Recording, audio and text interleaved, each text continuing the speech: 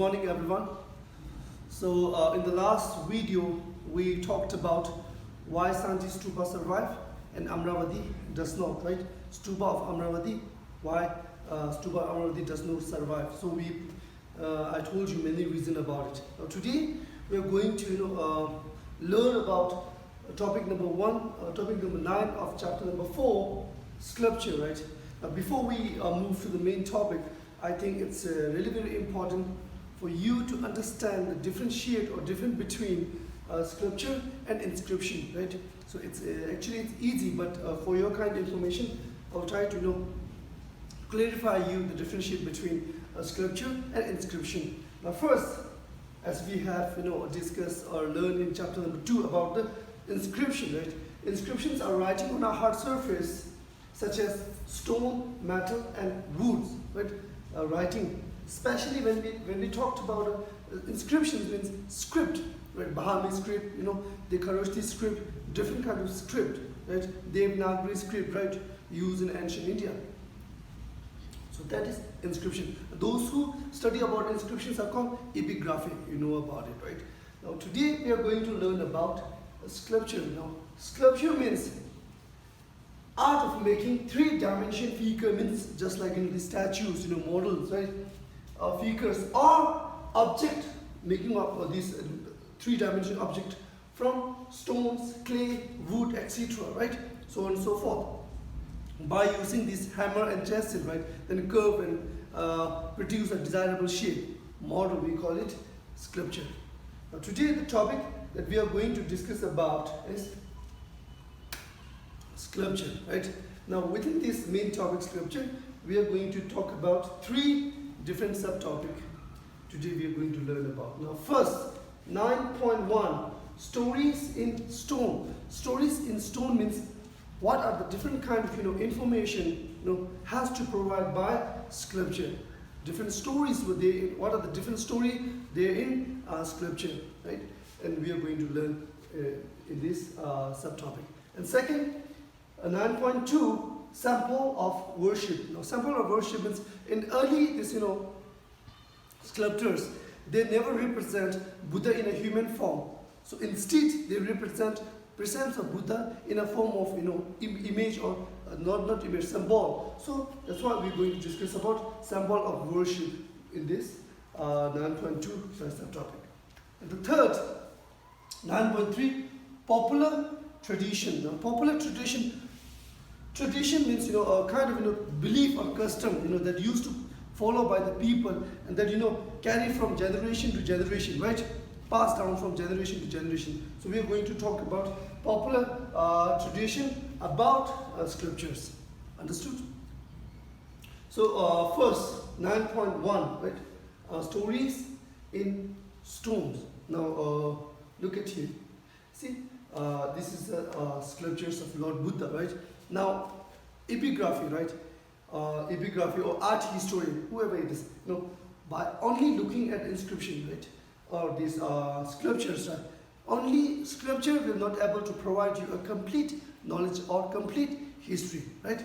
So what historian need? Historian need another sources to know about it. So sculpture need another cooperative material to find history. As I told you, this sculpture not able to provide, alone not able to provide complete history. So a historian or art historian, they need another cooperative material. Means cooperative means supportive or another source to reconstruct the history of Buddha or history of this Vishnu, Shiva, whatever it is, right? Now sculpture need another cooperative material to find about history.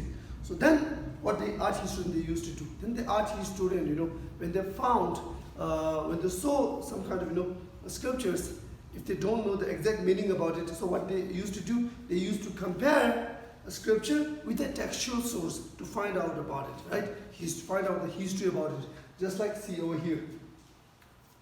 Historian always try to know about sculpture by comparing it with a textual source, right? Now the supportive sources, textual sources. If they don't know about the exact meaning of sculptures or inscription, whatever it is, then what art historian they used to do? they used to compare scripture and textual source.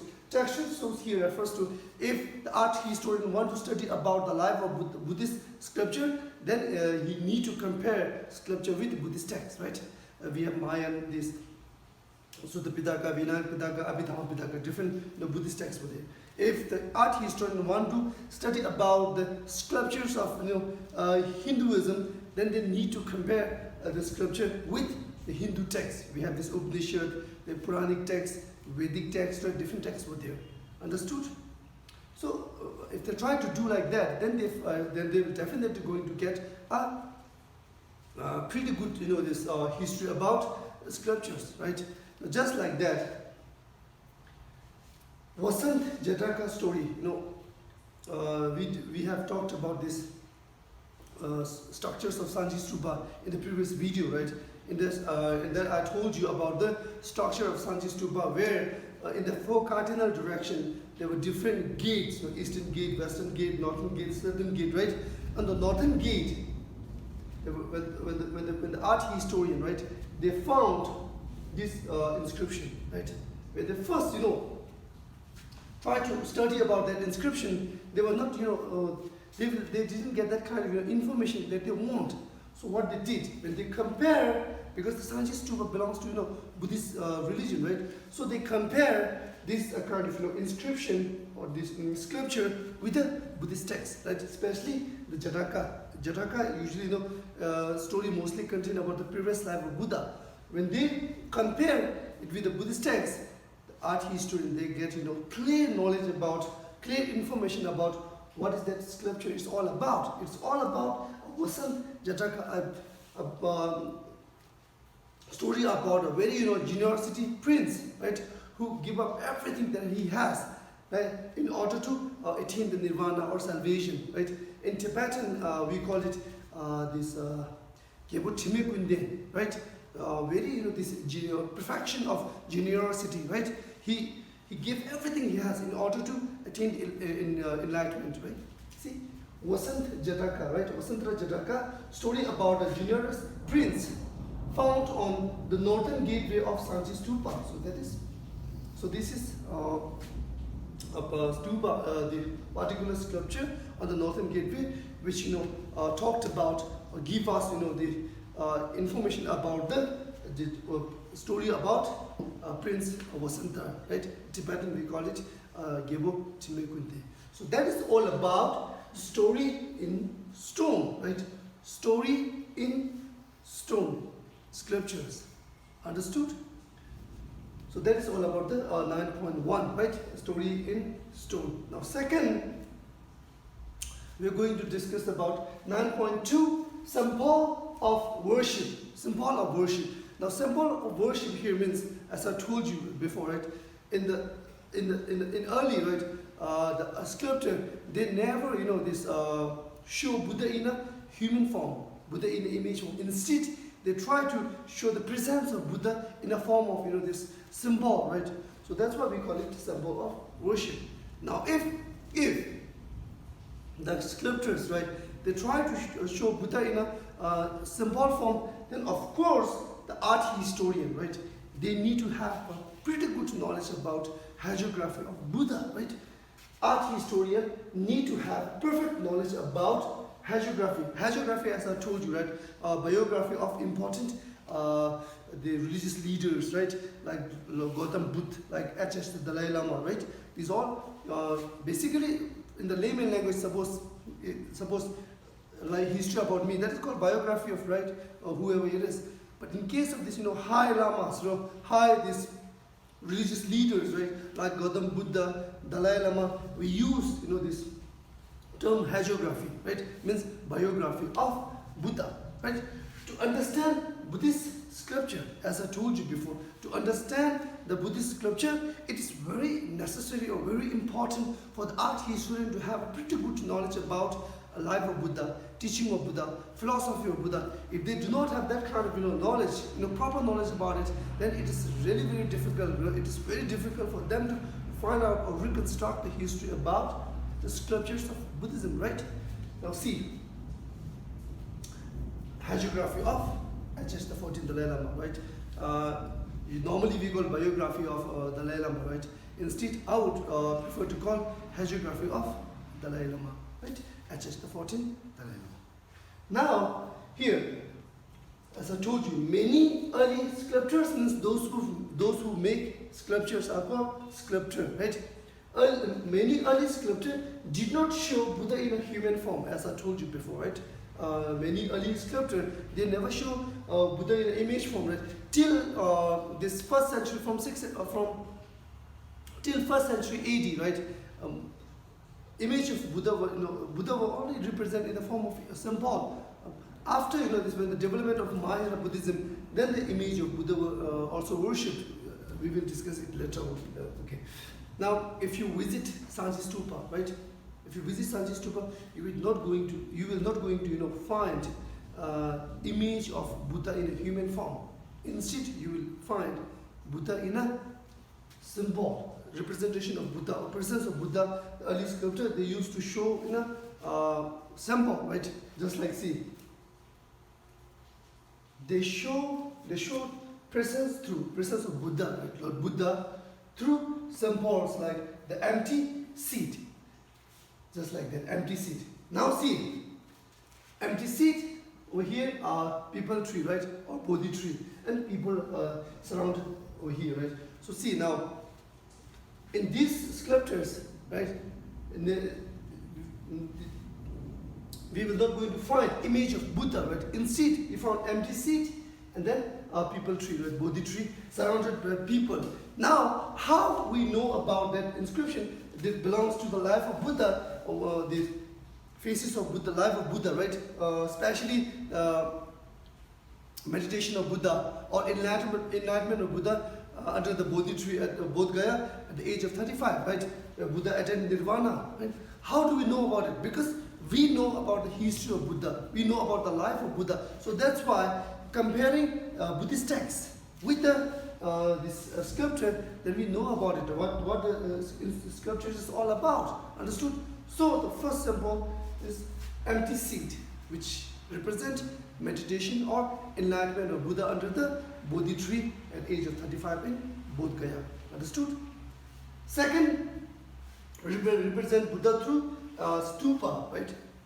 Stupa, as we know about it, we have already discussed about the stupa.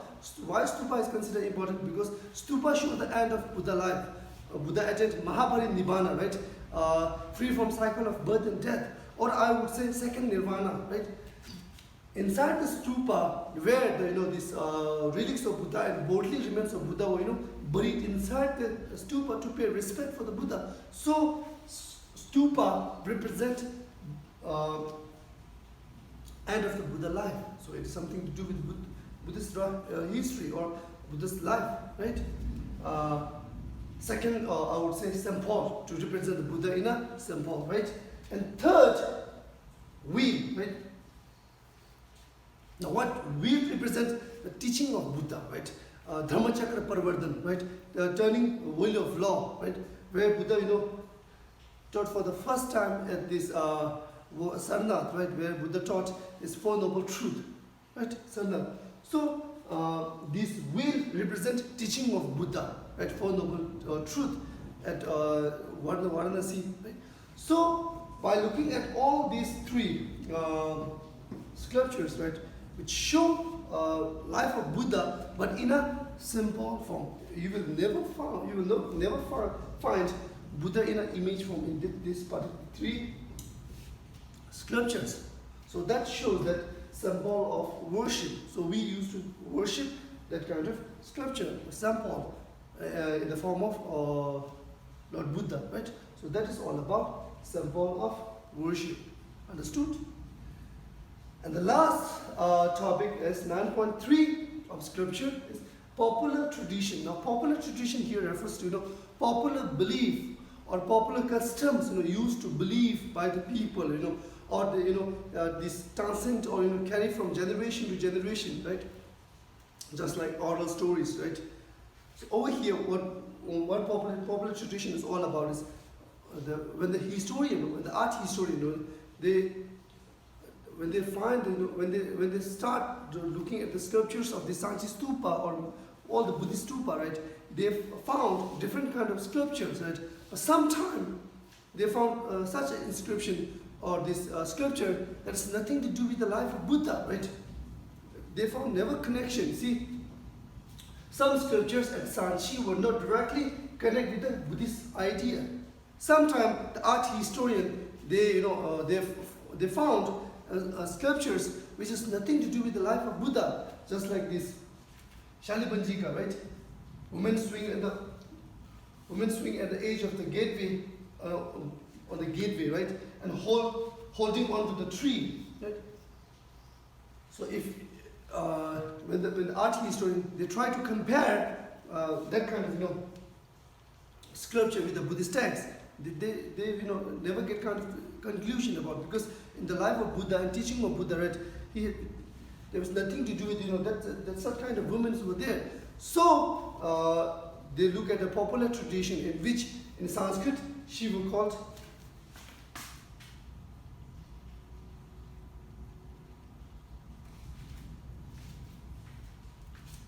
she was that kind of lady described in Sanskrit as a Shalibanjika. They were popular a tradition or popular belief that these women who touch cause tree to flower and bear fruit. Right?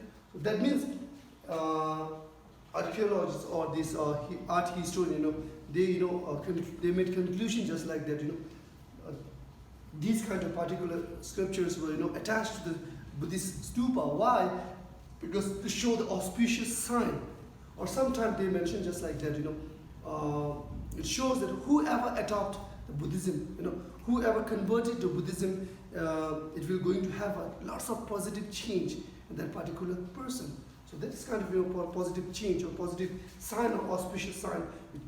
That's why these kind of sculptures were attached to the Buddhist stupas. Understood? Apart from that, there were many. Apart from that, there were many sculptures of animals were there, just like elephant, horse, monkey, and then cattle, right? Different animals, sculptures of different motifs of different image of animals were, there on the Sanchi stupa, not only Sanchi, all the Buddhist stupas, right? Now, why? Because in the Jadak story, right? Jadak story, there were many, discussion about the different kind of animal, right? Many Jadak contain the story about the animals that depict at the Sanchi.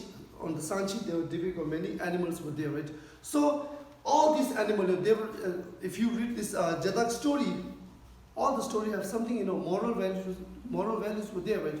So these kind of animals, which sometimes shows, depict the attribute of the human or show the characteristic of human. Just take example of elephant. Elephant is signified as strength and wisdom, right? So it shows the attribute of the human. Understood? Then there were another motif of this. Another motif, or motif means sculptures or image, right, of women surrounded by lotus and elephant. See, women. These kind of sculptures were also there on a Sanchi stupa, right? But it's nothing to do with the life of Buddha. But they found, when the art historian, they found that they give a conclusion just like that. They found that kind of, these kind of sculptures on which women surrounded by lotus and elephant, right? And the elephant were, showering, water on that particular lady in the form of doing worship, right? So art historian, they mention just like that this particular woman is mother of Buddha, Maya Devi, right? But some other historian, right, art historian, they mentioned that just like that. They identify that lady as a Gajalashmi. Gajalashmi means goddess of good fortune. Right? Now, a devotee, whoever visit Sanchi stupa, or devotee, whoever saw that kind of these kind of sculptures, they do worship. They consider that these kind of particular sculpture as both Maya Devi, the mother of Buddha, and Gajalakshmi, the goddess of good fortune. Understood? Then there was another motif or image of serpent means snake, right? Was also there on a stupa. right? There was, on the pillars of the Sanchi Stupa or many other Buddhist stupa, art historian found the motif of the serpent, right? Then when they tried to find out about the reason behind that, these kind of inscriptions, these sculptures were attached to the Sanchi Stupa because they get this idea from the popular tradition, because there were no any text mentioned about that kind of these kind of particular sculptures. Understood? In your textbook, there's a one person mentioned about this, James Ferguson. When he visited Sanchi Stupa, he's also an art historian. He visited Sanchi Stupa. He saw that image, this motif of serpent and tree. Said so. What he gave conclusion, he mentioned just like that. Sanchi is the place of central of tree and serpent worship. But unfortunately, the James Ferguson, he have not that much good knowledge about the hagiography of Buddha. So that's why he gave conclusion whatever he saw in the on these scriptures, right? To understand about the scriptures, to understand about the Buddhist stupa, right? It's very important for all the art historian to have a proper knowledge about the life of Buddha, teaching of Buddha. Unless and until if they don't have good knowledge about the life of Buddha and teaching of Buddha, so how they're going to find a history about it, right? Because as I told you, most of the inscriptions, most of the scriptures were Buddha were shown in the symbol form. So they of course they need some kind of pretty good knowledge about the life of Buddha, right? So that is all about the popular tradition. And on tutorial we talked about scriptures, importance of scriptures, how scriptures give us a story or history about the life of Buddha, right? And then popular tradition also there, right? Okay, that's for today. Thank you. And next topic we are going to learn in the next video.